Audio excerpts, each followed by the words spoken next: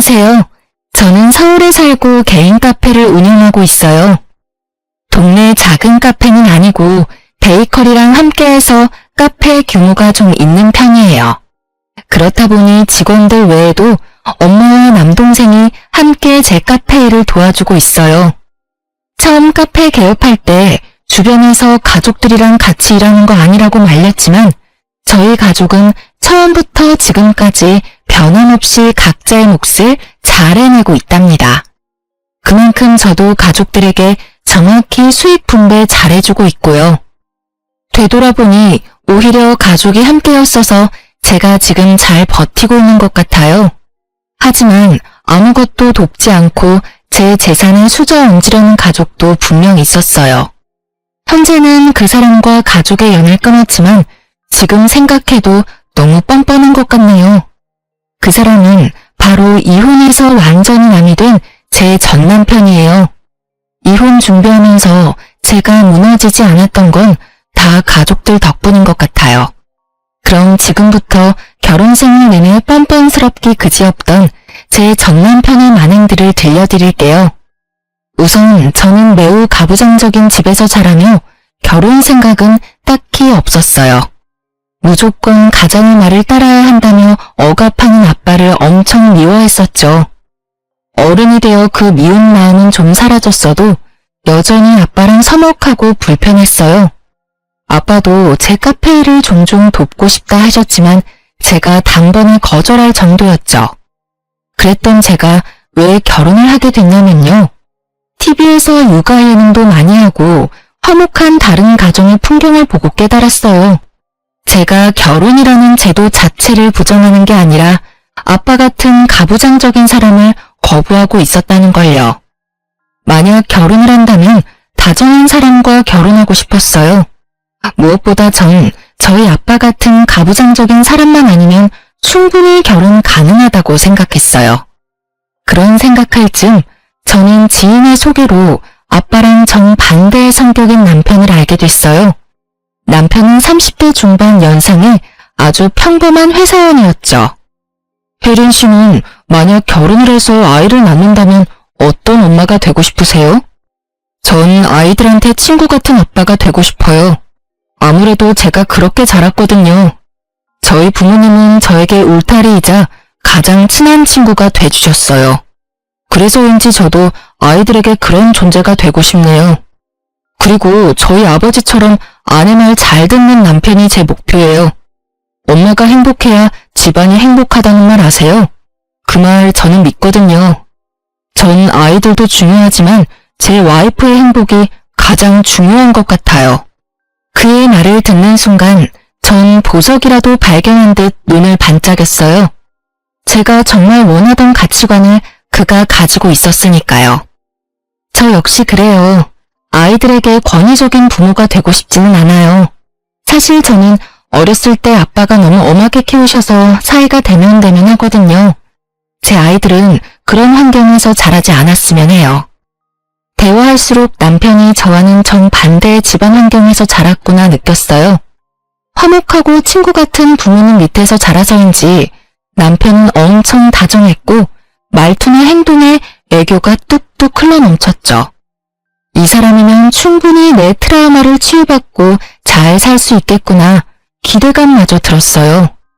남편은 시부모에게 딸같이 귀여움받고 자란 외동 아들이었어요.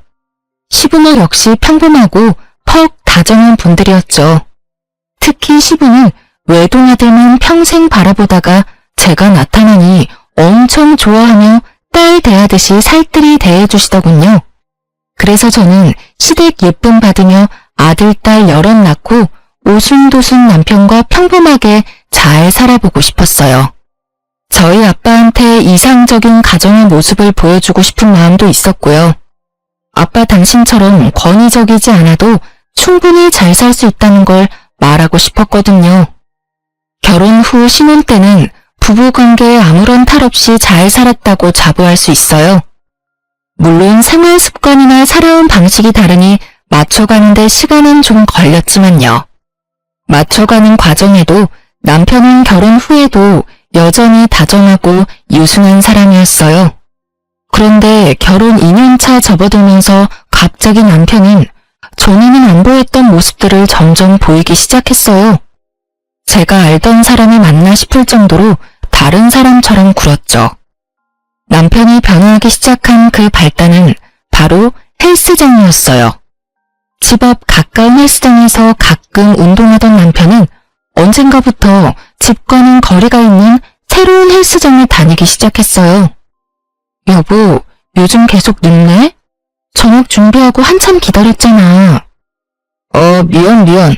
나 헬스장 가서 운동하고 오느라 늦었어. 그럼 미리 좀 연락해주지. 근데 헬스장 코앞인데 왜 이렇게 늦게 왔어? 내가 말 안 했었나? 나 헬스장 옮겼어. 어디로? 집 앞에 바로 앞에 헬스장 있잖아. 거긴 너무 낡아서 운동이 제대로 안 돼. 헬스장도 시설이 좋아야 운동할 맛이 나더라. 땡땡동에 새로 생긴 헬스장인데 퇴근하고 들리기 딱 좋아. 땡땡동이면 당신 회사에서 우리 집까지 오는 길은 아닌 것 같은데? 뜬금없이 낯선 동네에서 운동을 한다는 남편의 말에 저는 갸우뚱했어요. 도로에서 낭비하는 시간 계산에서 너무 비효율적이라며 잔소리도 물론 했었죠. 하지만 남편은 본인 유일한 취미생활이니까 터치하지 말라며 특유의 애교스러운 말투로 어영부영 넘어갔어요. 뭔가 마음 한구석에 찝찝함이 남았지만 저는 남편의 뜻을 존중하기로 했어요. 하지만 헬스장을 옮긴 이후부터 남편은 결혼 생활에 최선을 다하지 않았어요. 늦을 때면 늦는다고 연락은 꼬박꼬박 해줬지만 그 빈도가 너무 잦았던 거죠. 나 오늘 늦어. 또? 요즘 너무 자주 늦는 거 아니야? 좀 봐주라. 회사에서 스트레스 잔뜩 받아서 운동으로 풀어줘야 해. 그렇다고 내가 술을 먹으러 가는 것도 아니잖아. 남편은 업무 스트레스를 이유로 일주일 중 거의 5일을 아주 늦게 집에 들어왔어요. 회사에서 야근할 때보다 더 늦게 왔고 저녁은 당연히 밖에서 해결했죠. 저는 그런 남편이 걱정되면서도 저녁을 함께하는 밤이 손에 꼽을 정도로 줄어들자 많이 서운도 했어요. 나름 불타올랐던 저의 신혼은 이렇게 끝나는 거구나 싶었고요. 하지만 남편은 저녁 따로 차릴 필요 없어서 얼마나 좋냐며 오히려 제게 핀잔을 줬죠. 나처럼 알아서 끼니 해결하는 남편이 얼마나 귀한지 당신 모르지? 삼시세끼 부인한테 얻어먹는 남자들 난 한심해 죽겠어. 당신은 나같이 배려심 깊은 남자 만난 거 복 받은 줄 알아. 그렇게 남편의 말을 듣다 보면 제가 속 좁은 여자가 되는 느낌이었어요. 그래서 더 남편에게 싫은 소리도 잘 못했던 것 같아요. 한 번은 남편이 제게 이러더군요. 너는 왜 전업주부도 아닌데 그렇게 퍼지는 거야? 살도 결혼 전보다 훨씬 많이 찐 것 같아. 그런가? 요즘 몸이 좀 무거워진 것 같았는데 조금 쪘나 봐. 아무래도 우리 카페에 맛있는 게 많잖아. 조금 찐 건 아닌 것 같은데? 자기 그러지 말고 더 찌기 전에 체중 조절 좀 해. 남편에겐 더 이상 예전의 모습을 기대하긴 어려웠어요. 냉담한 그의 말에 저는 그저 결혼하면 남자들 다 이렇게 조금씩 바뀌는구나 싶었죠. 그런데 체중 조절하라는 말은 여자로서 은근히 듣기 서운했지만 저는 그때까지도 제 건강을 걱정하는 남편의 마음이라 착각했어요. 당신 진짜 그만 좀 먹고 살 좀 빼. 남편의 이 호통을 듣기 전까지는요. 남편이 어느 날 밥 먹는 제 뒤통수에 대고 이렇게 버럭하더군요. 남편은 참다 입이 터진 사람처럼 그 말을 시작으로 제게 여러 말을 내뱉었어요. 살이 찔 대로 쪘는데 결혼했다고 관리 안 하는 모습이 정 떨어진다 했고 결혼 전에는 날씬하진 않았어도 보기 좋은 라인이었다 했던 것 같아요. 혼자 흥분해서 할 말 안 할 말 구분 못하는 남편을 지켜보자니 그동안 제게 살 빼라는 말들이 정말 진심이었구나 싶었죠. 또 제 건강보다는 미용 목적으로 빼라는 거였음을 알아들었고요. 아무래도 제가 저희 카페 신제품 시식도 많이 하는 편이고 하루 종일 서 있다 보니 체력 소모가 심한 만큼 단 걸 자주 먹긴 해요. 하지만 남편에게 타박을 들을 만큼 결코 살이 찌진 않았거든요. 남편의 말을 그동안 좋게 웃어넘겼더니 이날 제게 선을 넘은 거였죠. 저는 참지 않고 정상 체중인 나한테 뭘 자꾸 그렇게 살 얘기를 하냐고 바로 따졌어요. 저도 그 순간 욱해서 남편에게 할 말 다 했어요. 당신 밥 먹는 사람 뒤통수에 대고 그게 무슨 행동이야? 아니, 그럼 어떤 남자가 자기 마누라 몸무게 앞자리 6인 걸 좋아해? 내 말이 틀려.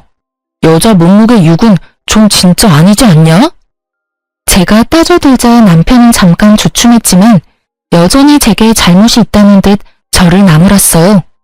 저는 굴하지 않고 제 키 165에 몸무게 60kg는 지극히 정상이라며 남편에게 마구 쏘아붙였어요. 그리고 남편에게 본인 뱃살이나 잘 관리하라고 콧방귀를 꼈죠.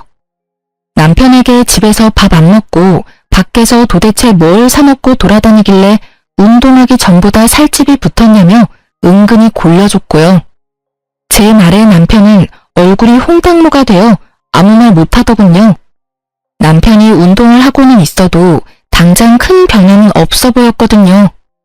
아무래도 아저씨들이 회사 다니며 금방 좋은 몸 만들기 어렵잖아요. 유치하지만 저는 남편이 제게 하는 그대로 똑같이 비아냥댔어요. 이봐요, 나도 배불뚝이 남편 싫네요. 난 운동 많이 하니까 그만큼 많이 먹게 되는 거지. 그 후로 남편의 입에선 체중 조절 이야기는 쏙 들어가더군요. 하지만 남편은 곧 다른 문제로 저를 골치 아프게 했답니다. 남편과 저는 처음부터 돈 관리를 각자 했어요. 저희는 생활비 통장을 만들어서 매달 100만 원씩 각출했죠. 그렇게 생활비를 쓰고 남는 돈은 무조건 저축했어요. 그래서 제가 남편이 그동안 밖에서 식사를 해결하고 와도 그건 남편의 돈이니까 별말 못했던 거예요. 만약 생활비에서 따로 계속 외식을 했다면 문제였겠죠. 그러다 저는 생활비 카드로 200만 원을 결제했다는 문자를 받았어요. 깜짝 놀라 남편에게 물어보니 남편은 너무나 태연하게 말했어요. 헬스장 트레이너에게 개인 PT 수업 결제를 했다고요. 저는 그때까진 침착함을 유지한 채로 남편에게 물었어요. 이상하다. 생활비 카드로 결제됐던데 당신 카드 잘못 냈나 봐. 아니, 당신이 배불뚝이 남편 싫다며. 그래서 큰 마음 먹고 개인 PT 받으려고 상담받았는데 200만 원이라잖아. 금액도 크고 부담스러워서 생활비 카드로 결제했지. 이건 나를 위해서라기보다 우리 부부를 위해서니까 그래도 되는 거지. 남편의 어이없는 변명을 시작으로 저희는 크게 다퉜습니다. 몸무게 얘기로 다툰 지 얼마 안 됐을 때라 부부싸움에 더 크게 불이 붙었어요. 상의도 없이 생활비 카드로 그 큰 돈을 결제했냐고 제가 따지자 남편이 거기 제 돈만 들어있냐며 자기 돈도 들어있다고 화를 냈죠. 말이 통하질 않아서 남편에게 당장 통장에 200만 원을 다시 채워넣으라 했어요. 200만 원이 누구 개 이름이냐고 타박하니까 남편은 오히려 제게 쪼잔하다며 적반하장으로 짜증을 냈죠. 자존심 상해. 넌 자기 관리도 잘 못하면서 나한테 돈 몇 푼을 어떻게 쪼잔하게 이래?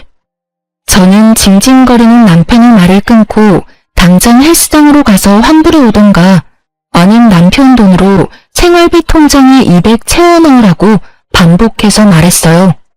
이제 아이도 슬슬 계획해야 하는데 왜 그렇게 소비가 해프냐고 말했죠. 남편은 쪽팔려서 어떻게 환불을 하냐고 우는 소리를 했어요. 그리고 남편은 제 속이 뒤집어지는 말을 또 덧붙이더군요. 나도 다 계획이 있다고. 회사 잠시 관두고 보디빌더 대회에 나갈 거야. 뭐라고? 당신 카페 수입 꽤 되잖아. 그 정도면 나 잠깐 쉰다고 우리 안 망해. 맞지? 그리고 내가 서운하지만 말은 안 했는데 그렇게 돈 벌어서 항상 친정 식구만 챙길 거야?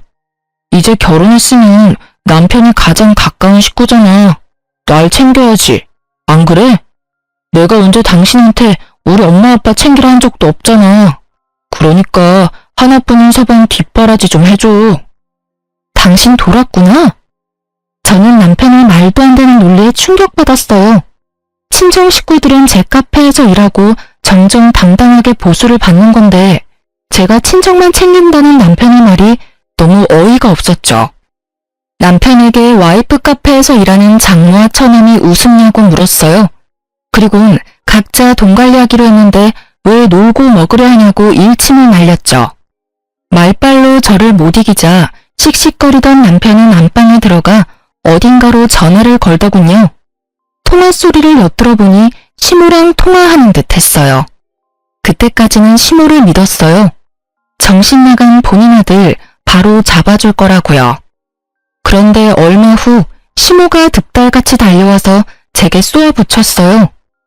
남편은 조금씩 변한 모습을 보였지만 그렇지 않았던 시모가 갑자기 180도 다른 모습을 보이자 더 놀랍긴 했어요. 평소에 시모랑 사이가 엄청 좋지는 않아도 나쁜 편도 아니었으니까요. 잘못한 것도 없는데 저는 남편 일로 미움을 사 크게 한 소리를 들었어요. 예, 내 아들이 건강하면 결국 누구 좋은 일이겠어? 내 아들이기 전에 네 남편 아니냐? 그래, 바로 너 좋은 일이야 이거사. 어리석게 그걸 몰라? 어디 신랑을 이겨먹으려 해? 참나. 시모는 제게 소리를 빽 지르고도 분이 안 풀리는지 핏대를 세우며 그깟 200만 원 내가 결제해주겠다며 큰 소리쳤어요. 그래서 저도 부부싸움에 함부로 끼어드는 시모에게 한마디 해드렸네요. 네, 어머님, 그래주시면 감사하죠. 그럼 앞으로 남편 개인 PT 수업은 어머님이 계속 결제해 주시는 거죠? 자기는 좋겠다. 능력 있는 어머님 있어서. 어머님, 저 사람 휴직 내고 못 만들어서 대회 나가고 싶대요. 저는 도저히 감당할 자신이 없었는데 어머님은 무조건 아들 편이라 하셨으니까 서포트 해주시는 거죠? 정말 다행이네요. 여보, 난 그럼 열심히 응원만 할게. 그게 다 무슨 소리냐? 어머, 어머님, 다 듣고 저 혼내신 거 아니었어요? 어이, 엄마, 그게 말이야. 너 이놈의 자식, 이게 다 무슨 말이냐니까? 역시나 남편은 시모에게 자기 유리한 것만 이야기하고 문제의 본질을 이야기는 안 했는지 시모가 진실에 개거품 물더군요. 시모는 남편에게 무슨 개소리냐고 등짝 날리며 쥐잡듯이 잡았어요. 한참을 남편에게 이눈저눈하던 시모는 제가 준 냉수 한 잔에 겨우 진정했죠. 남편은 이 모든 게 자기가 벌여놓은 상황이면서 제 뒤에 숨더라고요. 시모는 제게 쓴소리한 게 이제야 머쓱한지 작게 웃으며 말했어요. 남자들 전부 결혼해도 철 안 든다고요. 덩치 큰 아들 한 명 키우는 거나 마찬가지이니 제게 고생을 하며 덕담 아닌 덕담까지 해줬고요.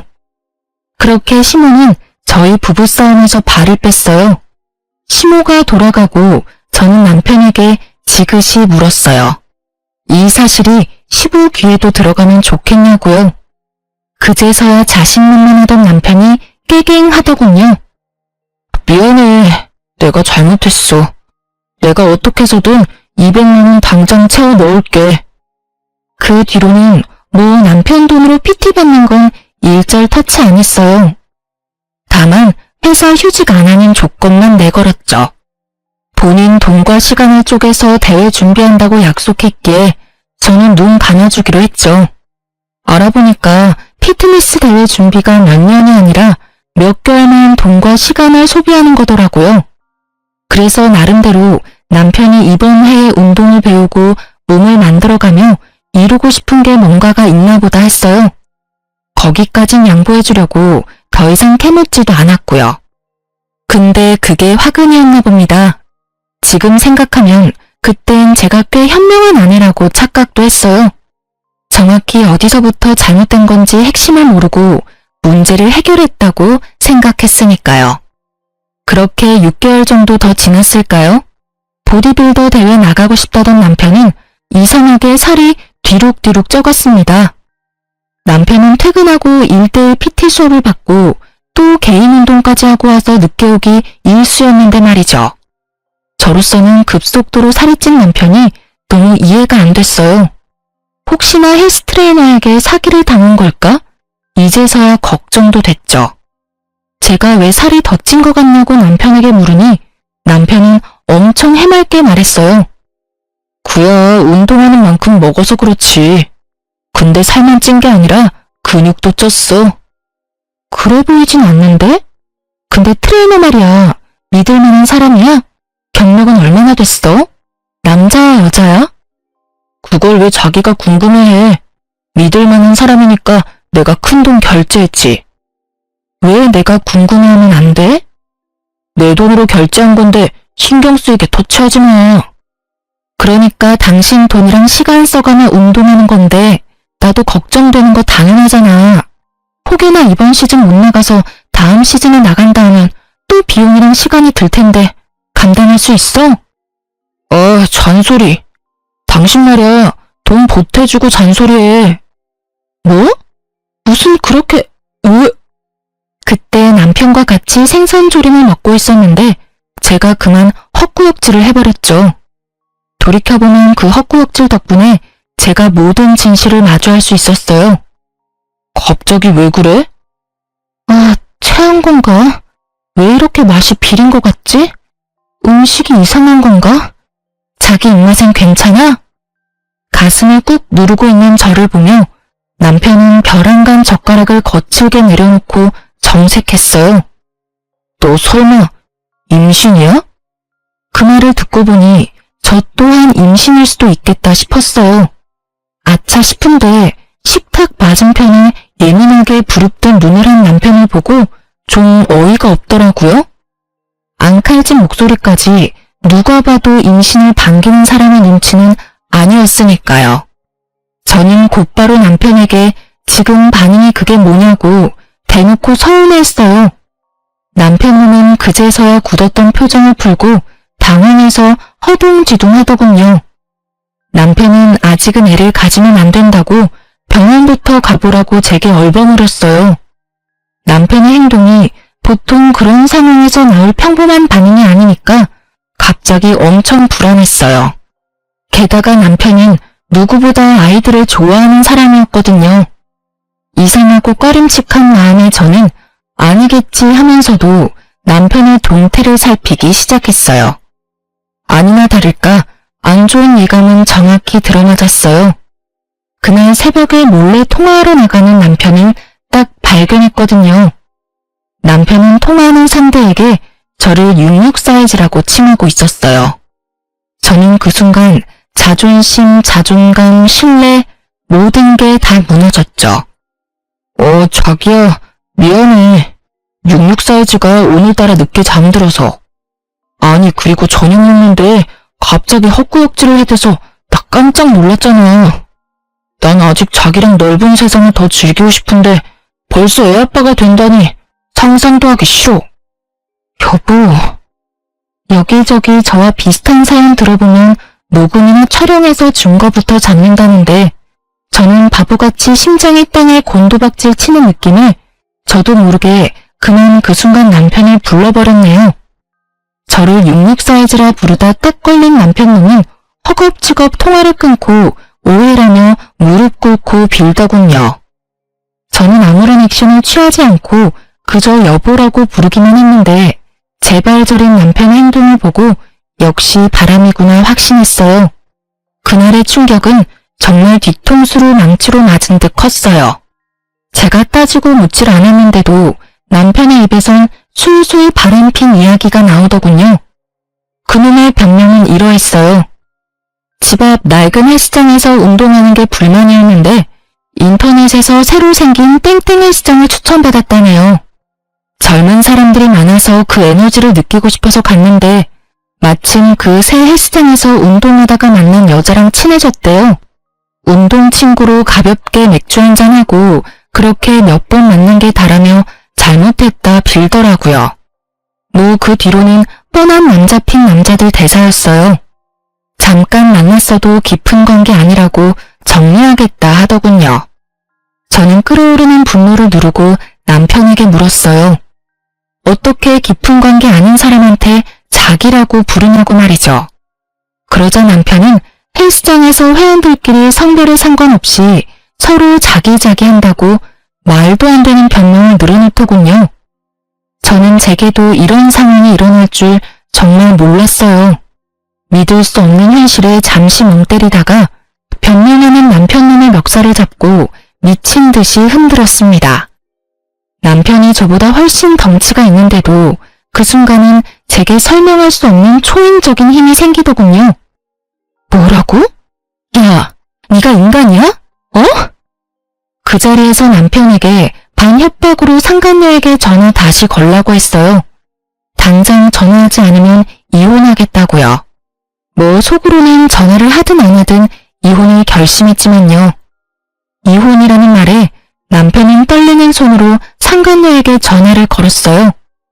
남편을 밀치고 전화 바꿔받으니 아주 앳된 목소리가 들려왔죠. 오빠, 갑자기 전화 왜 끊었어? 혹시 66 사이즈 일어난 거야? 설마 들킨 거 아니지? 야, 너 몇 살이야? 도대체 얼마나 머리가 모자라면 가정 있는 남자를 만나야? 제가 흥분해서 소리치자 전화 너머 상간녀는 놀랐는지 전화를 그대로 끊어버리더군요. 남편은 핸드폰은 업무상의 이유로 통화 내용이 다 자동 녹음되게끔 설정되어 있어요. 저는 그 짧은 찰나 그게 떠올라 제 톡으로 남편의 통화 파일 목록들을 제게 보냈어요.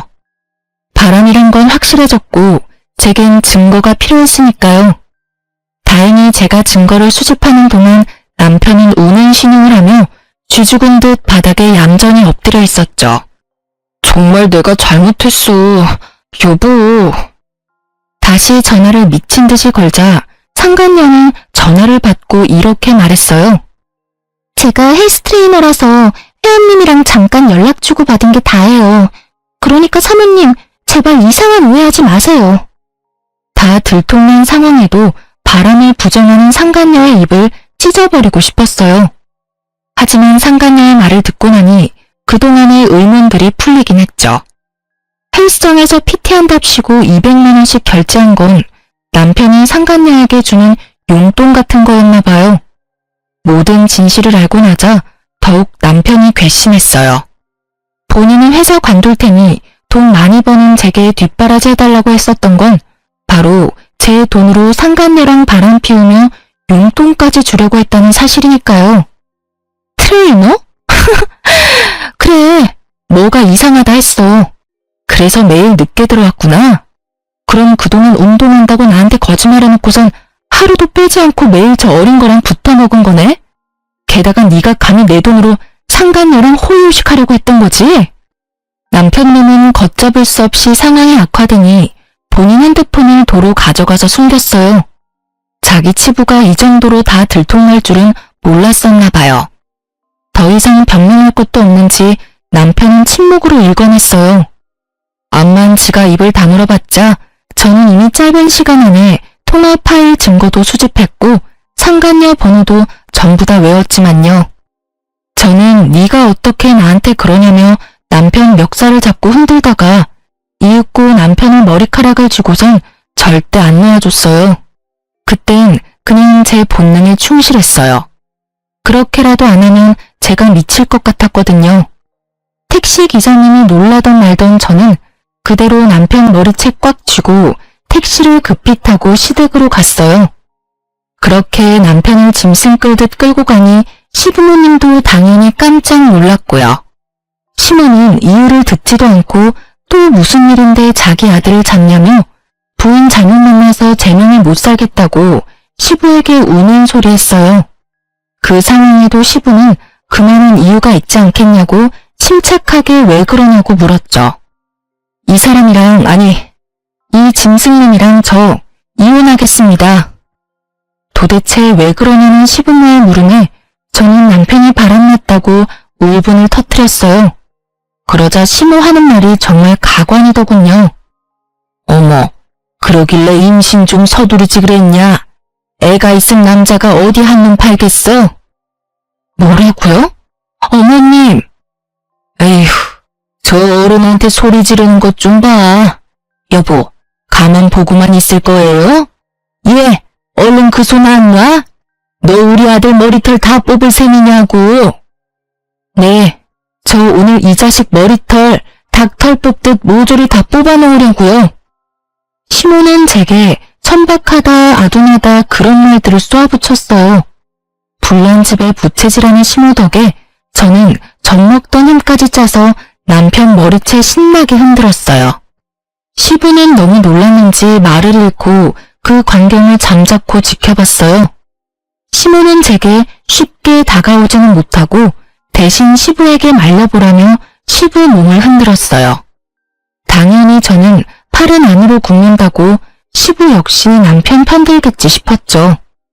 그런데 시부는 평소에는 온화했지만 도덕성을 굉장히 중요하게 생각하는 사람이었어요.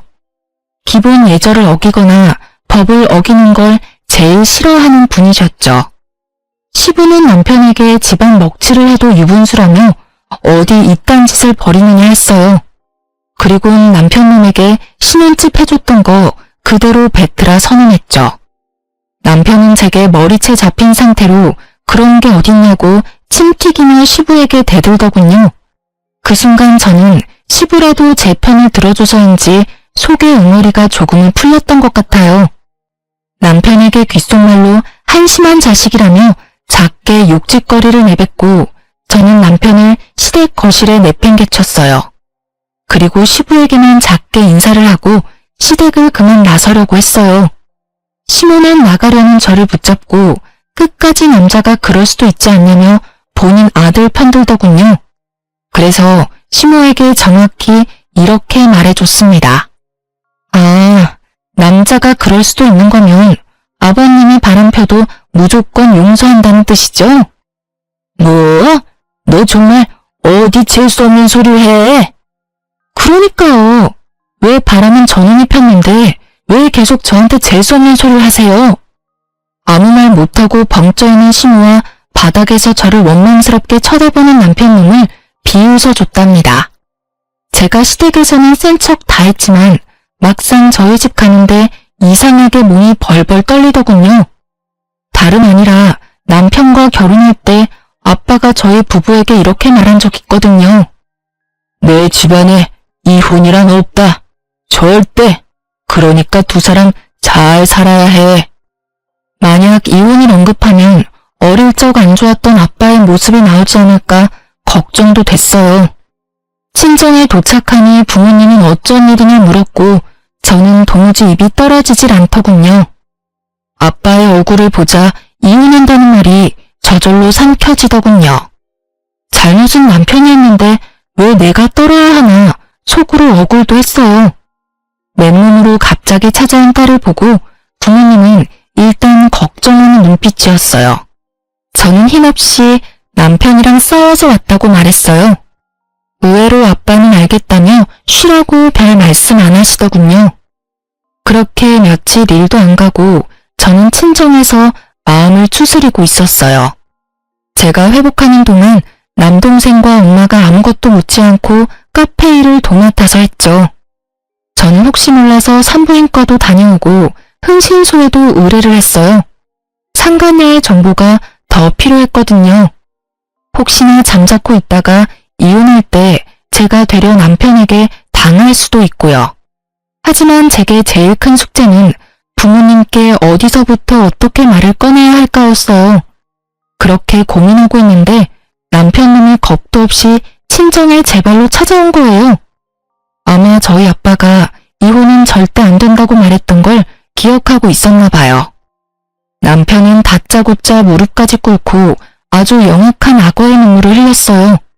그 모습 보니 제가 피해자가 아니라 누가 보면 본인이 피해자인 줄 알겠더라고요. 장인어른, 장모님, 제발 저 좀 도와주세요. 저 사람이 저랑 이혼하려나 봅니다. 뻔뻔하게 그지없는 그 꼴을 보는데 속이 뒤틀리며 저는 또다시 헛구역질을 해버렸어요. 그랬더니 남편은 후다닥 제게 달려와 애틋하게 제 손 붙잡고 다정하게 말하더군요. 여보, 산부인과는 갔어? 임신이면 정말 이러고 있으면 안 되지. 그게 네가 할 말이야? 여기가 어디라고 찾아와? 넌 그냥 엿이나 먹어. 당연히 친정아빠는 제 언행을 보고 깜짝 놀라서 무슨 일인데 남편한테 그렇게 험하게 말하냐고 했죠. 아무리 둘이 싸웠어도 방금 한 말은 듣기 좀 그렇구나. 남편은 장인어른이 자기 편을 들어주고 저와 대립하자 갑자기 의기양양해 보였어요. 장인어른, 저 너무 억울합니다. 제 말 좀 들어주세요. 그 거짓 눈빛에 속은 아빠는 남편에게 이게 다 무슨 일이냐고, 이혼은 무슨 말이며 임신은 또 무슨 말이냐고 정리해서 사실만 말하라 했죠. 저희 아빠가 무섭기는 한지 남편은 한참 뜸들이다 말했어요. 저도 남편이 뭐라고 아빠에게 변명하는지 궁금했어요. 제가 잠자코 있자 남편은 뻔뻔하게 말하더군요. 그게 장인어른, 정말 오해하지 말고 제 말 들어주세요. 절대 바람이 아니라 그냥 오빠 동생으로 친하게 지낸 친구가 있는데요. 소희가 멋대로 혼자 오해하고 저한테 당장 이혼하자고 해서요. 아니 요새 계속 헛구역질해서 분명 임신한 것 같은데 그 작은 의심으로 갑자기 이혼하자니까 제 속이 말이 아닙니다. 저 정말 너무 억울해요. 아빠는 의외로 표정 변화 없이 제 의견을 물어봤어요. 네 생각은? 오해는 개뿔. 너 정말 뻔뻔하다. 이미 상간녀랑 통화했고 바람 맞아요. 저 이혼할 거예요. 임신은 아직 모르지만 임신했다 하더라도 애는 혼자 낳아서 키울 거예요.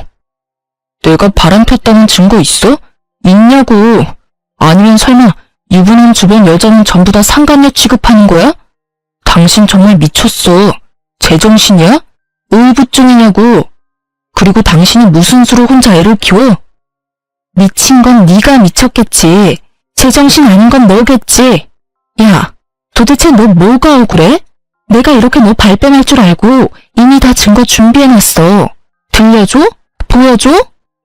무슨 증거? 그럴 리가 없는데? 하하, 듣다 보니 정말 웃겨서 내가 좀 끼어들어도 되나? 자네 무슨 말을 그렇게 해? 내 딸이 애를 혼자 왜 못 키우겠나? 아직 젊고 누구보다 능력 있고 예쁜 내 딸인데. 그리고 혼자가 아닐세. 자네 없어도 우리랑 잘 키울 수 있어. 또 그러다 보면 자연스레 새 출발도 하겠지. 그러니 이제 그만 걸리적거리고 썩 꺼지게나. 장인어른, 분명 저희 결혼할 때 이혼은 절대 안 된다 하셨잖아요. 그러지 말고 좀 도와주세요. 네? 제발 같은 남자끼리요. 아, 정말 작은 실수라고요. 야, 이놈의 자식아.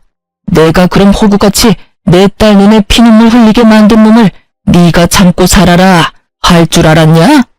너 어디 겁대가리도 없이 바람 펴놓고 여길 찾아와? 아빠가 언성을 높이자 그 포스에 깜짝 놀라 도망치려는 남편놈이었어요. 충격을 받던 엄마는 두리번거리다가 주방에서 쌀바가지를 가져와 남편의 왼쪽 뺨을 날렸어요. 어딜 도망가려 해? 이 천하의 썩을 놈! 그리고 아빠가 탁구를 즐겨치는데 어느새 탁구채를 들고 남편이 나머지 오른쪽 뺨을 시원하게 날렸죠. 남편은 놀라서 개고풍 물더니 이딴 못 배워먹은 집안에서 내가 안 살 거라며 신발도 못 신고 도망갔어요. 저와 친정을 만만하게 보고 제 발로 찾아왔으니 그 정도는 값을 치러야 한다 생각했어요. 그 이후 제가 뭐 따로 움직이지 않아도 상간녀가 알아서 움직였어요. 상간녀는 이제 바람인 걸 인정하고 겁도 없이 제게 전화를 했거든요. 세상에, 예비시댁의 인사가니 자신 있으면 구경 오라더군요. 아직 남편과 이혼도 안 했는데 어이가 없었습니다. 저는 뭐가 그렇게 당당한 건지 상간녀 면상 한번 제대로 보려고 시댁에 갔어요. 불러줬는데 제가 또 안 가면 섭섭해할 수도 있으니까요. 그런데 시댁에 도착하니 웬 레깅스 입은 젊은 여자가 서 있었어요. 운동할 때 입는 온몸에 딱 달라붙는 민망한 옷을 입고 몸매를 뽐내는 상간녀 보고 저는 그만 웃음이 터졌어요. 그런 건 헬스장에서나 가능한 차림이잖아요. 정말 꽝이네요. 뭐라고요? 얼마나 모자라면 유부남 만나는가 했는데 직접 보니 그쪽 수준 알만하다고요. 머리가 원래 그렇게 텅텅 비었나 봐요? 저 여자가 진짜? 이씨, 아버님, 저 오빠 정말 진실되게 사랑해요. 그러니까 자기 발로 나간다는 저 여자 붙잡지 마시고 저랑 오빠 인정해주세요. 그래서 여기에 나도 부른 거였구나. 너 겨우 저 배불뚝이 유부남 놈이랑 붙어먹고 싶디? 그래, 너 다 가져. 내 남편 너한테 기꺼이 버려줄게. 그렇게 팽팽하게 신경전을 하고 있는데 시부가 소리쳤죠. 하늘이 무섭지 않느냐? 남의 가정 파탄 내놓고 무슨 아버님이야? 더러운 입 다물어. 시부가 호통치면서 상간녀를 혼내자 20대로밖에 안 보이는 어린 상간녀는 깜짝 놀라서 울먹거리더군요. 자기야, 나 너무 무서워. 아버지, 그러지 말고 우리 애기 예쁘게 봐주세요. 어차피 저 사람이랑은 끝이에요. 아들 세 장가는 들어야 하잖아요. 너, 내가 그동안 내게 도움 준 것들 모두 뱉어내. 오늘부로 넌 내 아들 아니다. 너 어디 감히 내 집에서 이런 해괴망측한 일들을 벌여? 시부가 잔뜩 뿔이 난 와중에 시모는 또 상간녀 편을 들더군요. 시모의 묘하게 인상 쓴 모습이 분명 상간녀를 마음에 들지 않는 눈치였지만요. 그러지 말고 여보, 기회라도 줍시다. 괜찮은 아가씨인지 찬찬히 지켜보자고요. 기회? 아, 당신도 아들 따라 덩달아 미치기라도 한 거야? 그럼 당신도 내 집에서 나가. 내 돈 다 내놓고 나가라고. 아빠, 진짜 엄마도 나도 집불도 없는 거 알면서 왜 그래요? 그리고 막말로 내가 아빠 아들이지 저 사람이 아빠 딸이에요? 아니잖아요. 우리 새애기, 내가 정말 딸같이 생각했지. 아이고 모자란 놈아, 왜 그런 사고를 쳤어? 상간녀는 머리 열심히 굴렸는지 상황 파악하고 절망하듯 절규했어요. 아이씨, 이 거지 같은 놈이 지금 누구 인생 망치려고요? 돈 무지 많다면서 아저씨. 이때까지 쥐뿔도 없으면서 아빠 뺑 믿고 나한테 추근덕거린 거야? 자기야.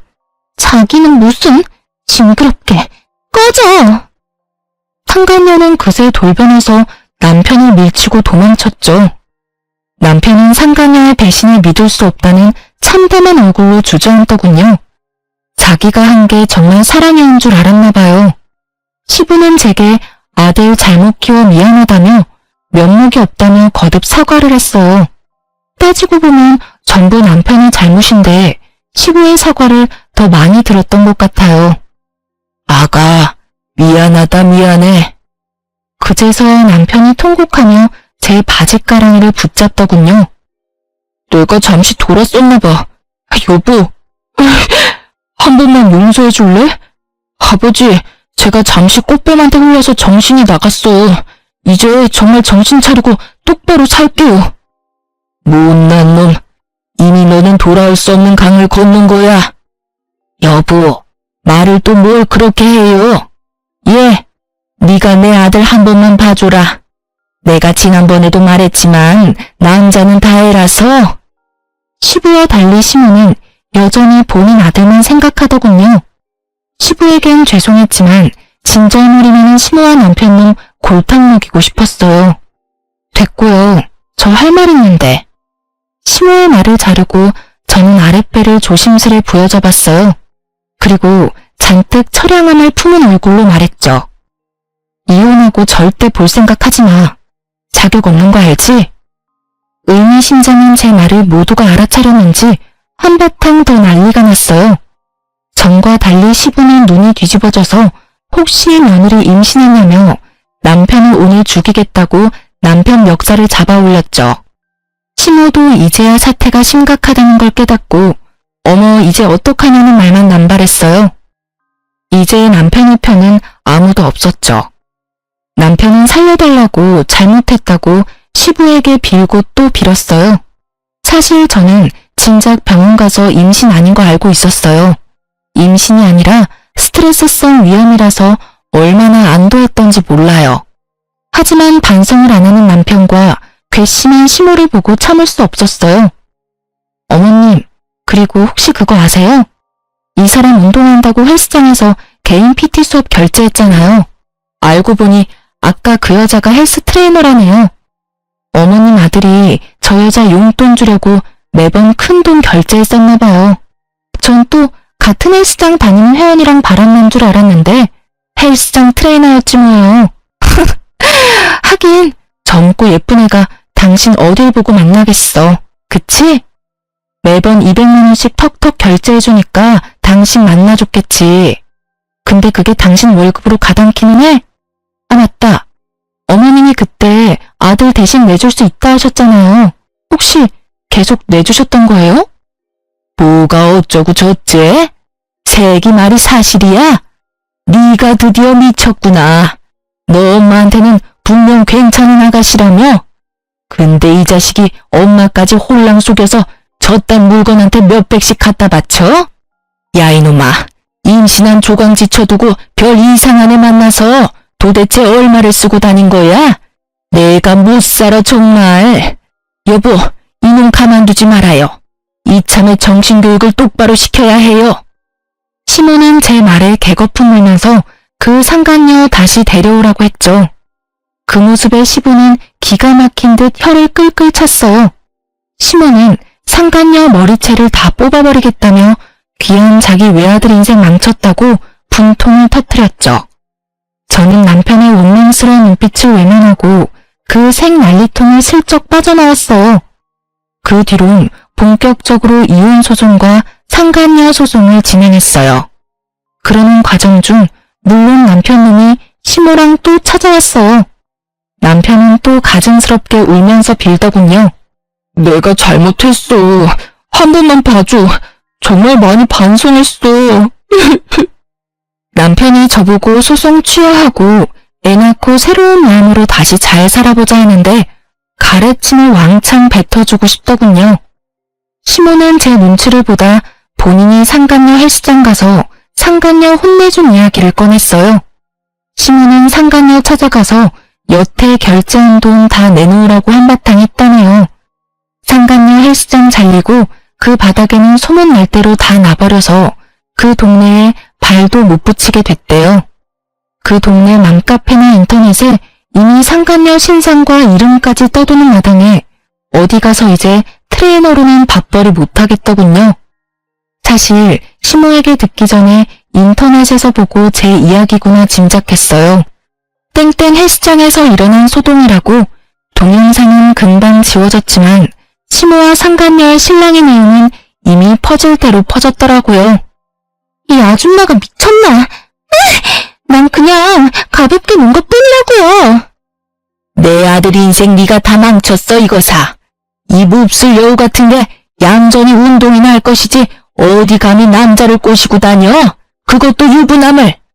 너 때문에 잘 살던 한 가정이 풍비박산 났어.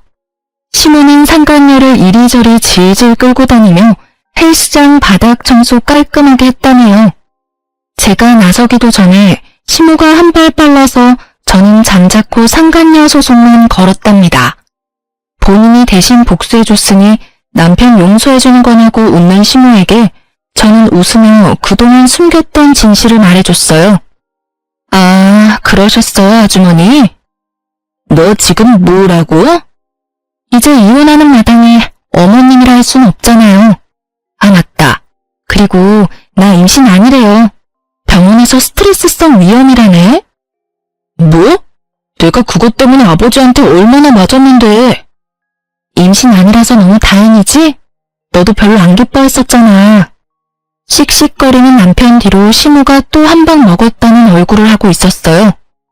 기가 막혀서 원. 에라이 이놈아. 넌 정말 여자 보는 눈이 더럽게 없다. 누굴 닮아서 으이그 내 팔자야. 그래서 저는 마지막으로 시모에게 한 방 더 먹여드렸어요. 어머, 그러게요. 아들은 아빠 닮는다더니.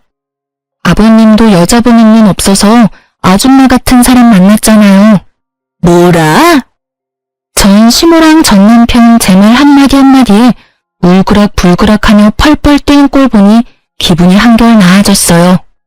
그렇게 저는 벌레 같은 두 모자 쫓아냈어요.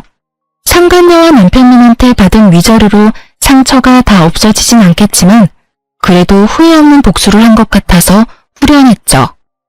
당연히 시부에게는 임신이라 속여서 죄송했다고 따로 전해드렸어요. 그게 도리인 것 같아서요. 그런데 시부가 그건 남편이 지은 죄에 비해 죄도 아니라며 차라리 제 새 출발을 위해 다행이라고 했어요.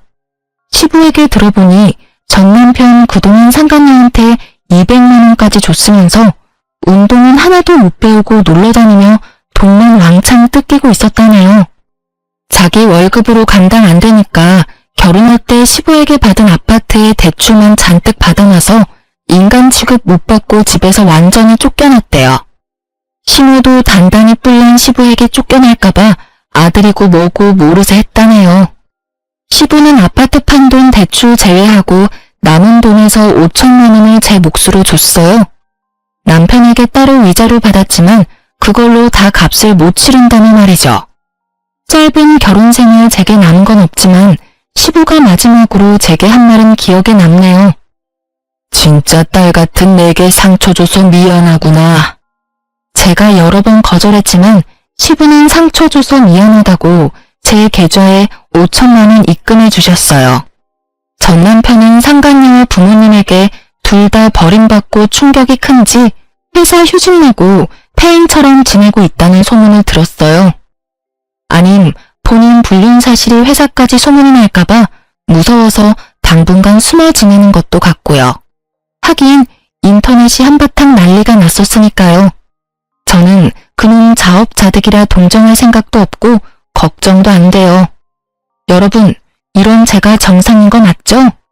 남의 불행에 이렇게 마음 편안해도 되는 거죠. 그런 일들을 다 겪고 나니 어쩌면 제가 절대 아빠 같은 남자 안 만날 거야 하는 생각에 사로잡히느라 제대로 사람 볼 줄 몰랐던 것 같아요. 뭐가 더 필요하겠어? 겉으로 다정하고 표현 잘하면 돼. 하곤 남편을 너무나 신뢰했어요. 결혼 전에 남편의 본 모습을 더 알아보지 못한 스스로를 자책도 많이 했어요. 사람 보는 눈 길러야겠다 반성도 했고요. 그래도 아빠 아는 변호사분이 있어서 순조롭게 이혼도 잘 마무리했어요. 이번 계기로 아빠랑 대화도 많이 하고 부녀 관계의 어색함이 조금 풀리기도 했고요. 여러분, 저는 아직도 어떤 남자가 좋은 남자인지는 모르겠지만 지금 현재는 마음의 눈을 크게 뜨려고 노력하고 있어요. 비록 첫 번째 결혼은 실패했지만 저의 앞으로를 위해서 작은 응원 한마디씩만 부탁드립니다. 그럼 지금까지 긴 사연 들어주셔서 감사합니다.